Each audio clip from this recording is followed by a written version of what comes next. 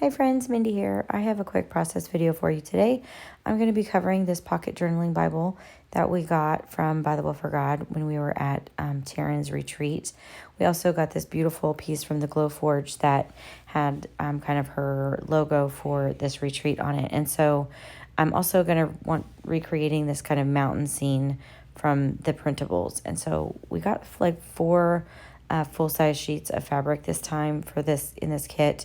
So I'm going to use actually 3 of these to create the cover piece for my Bible. So I'm going to use this yellow piece to kind of represent the little sun that's in the logo, and then this kind of pink piece is going to be my little sunset and like clouds, and then this green floral piece down here is going to be my mountains.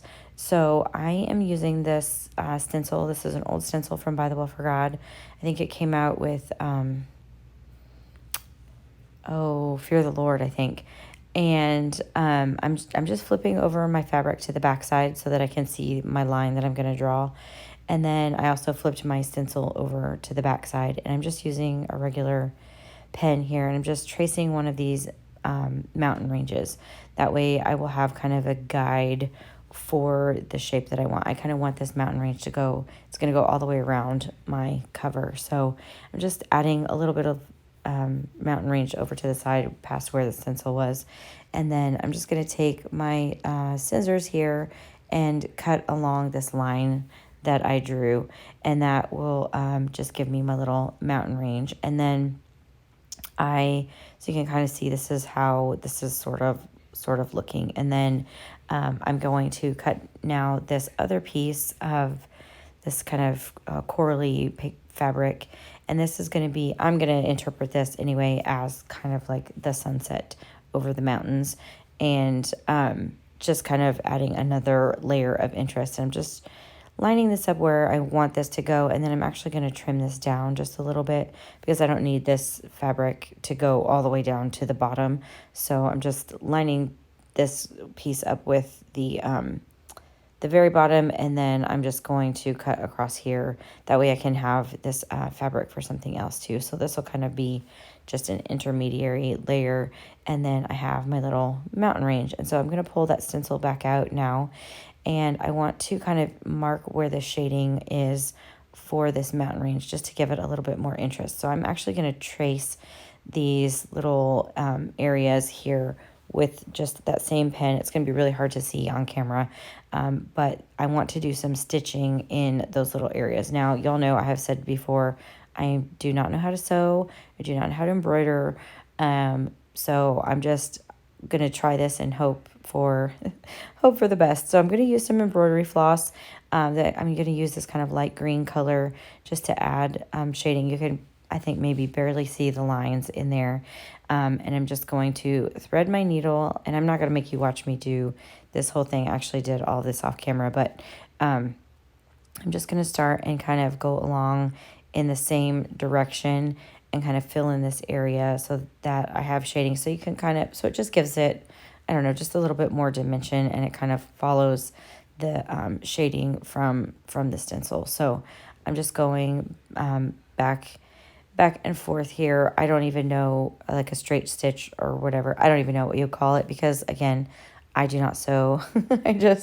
I thought this would be fun. I've seen a lot of people do kind of, what they call slow stitching, or just, I don't, like I said, I don't embroider. And so if you do, please don't be offended by my hack job that I'm doing on this fabric. So anyway, you can kind of see here, I have my little area here that's kind of shaded, and I am going to use some heat and bond here on the back of 2 of these pieces of fabric, just so that I can add another layer of stitching that I want to add, and I'm not trying to keep the fabric together, if that makes sense. So I could technically have just done this all in one, and then not worried about even like adding the stitching or whatever. I just liked the extra detail of that. So I'm going to add this heat and bond. It just takes a couple seconds to the back of each of these 2 fabrics here. And then I'm going to,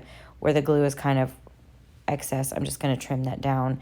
And I'm working on a piece of cardboard so that all of that excess just goes right on that cardboard and it's not going to be a problem. You can see here where it was just a little bit hanging over, I'm just going to trim all of that down. So I have pulled in my little yellow piece, and now I'm going to glue or adhere these other two pieces because with that heat and bond.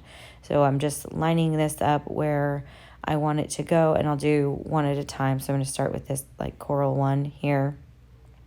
And again, this just takes a couple seconds. I'm just using a little craft iron. I've been asked about this before. This is my daughter's, actually. She got it on Amazon. I don't really have much more information than that because it's hers. I'm just borrowing it.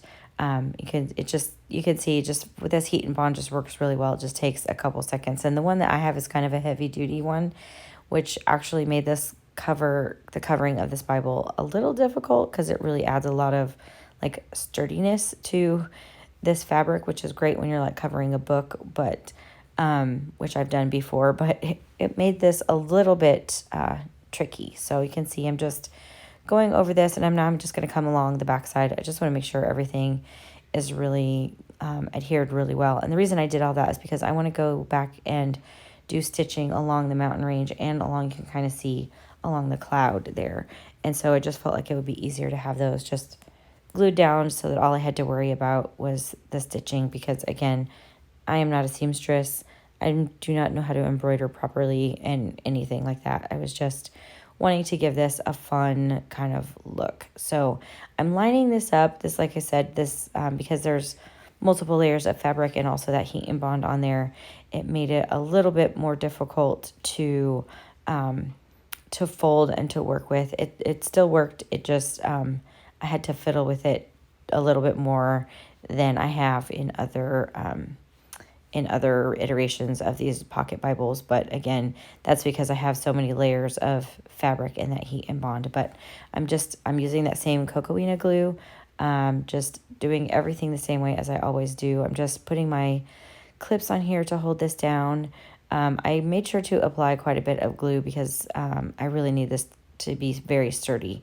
And so I'm just going around working in sections. I'm going to work around the spine and then work around to the back side. And then I'm trying to leave my little clips there in place just as long as possible to make sure that this really gets adhered very well. So I'm going to put this in a couple places, and I'm going to make sure and burnish everything down. And then I'm cutting out these little sections at the beginning and the end of each of the text block. This is just going to make it so that it wraps easier. And I did that for both the top and the bottom. And again, you can see I'm just going back through here and really making sure that everything is pressed down well. And now I'm going to wrap the back cover. So I'm going to start actually with trimming down just a little bit of this yellow fabric and then cutting an angle at each of the corners. There's enough bulk already on there. I don't need to add any more. So I'm going to start with adding adhesive here along the long side and just really folding that over. You can see it just wants to pop back up. So I'm really having to make sure I have these clips in place. And then I'm working on the top, and this one wasn't so difficult because it was just that same, like one layer of fabric, but the one at the bottom, I really had to kind of fiddle with. So I'm just kind of pleating this around the corner. I'm going to put a clip there just to hold everything while that glue dries. And then I'm going to work on the bottom section. You can see I added another clip. Again, because it's so strong. And now I'm going to try to do the same pleating around this corner, and it just does not want to stay. And this is mostly because of that heat and bond, I think, because it just made it really thicker, more stable. It's like a stabilizing piece instead of just having the actual fabric. So this just does not want to stay down at this point down here at the bottom where all those layers of fabric are. So I have pulled out my Helmar 450 quick dry glue, and I'm just going to add a bead of that along there, and then I'm just going to put a bunch of clips on here just to kind of keep that really tightly down. And then I'm going to do that to both sides of the Bible, and I am now folding these end papers. This is what's going to cover up all of that wrapping of the fabric. So I'm just folding these ahead of time. It just makes it easier to get their placement right in the Bible.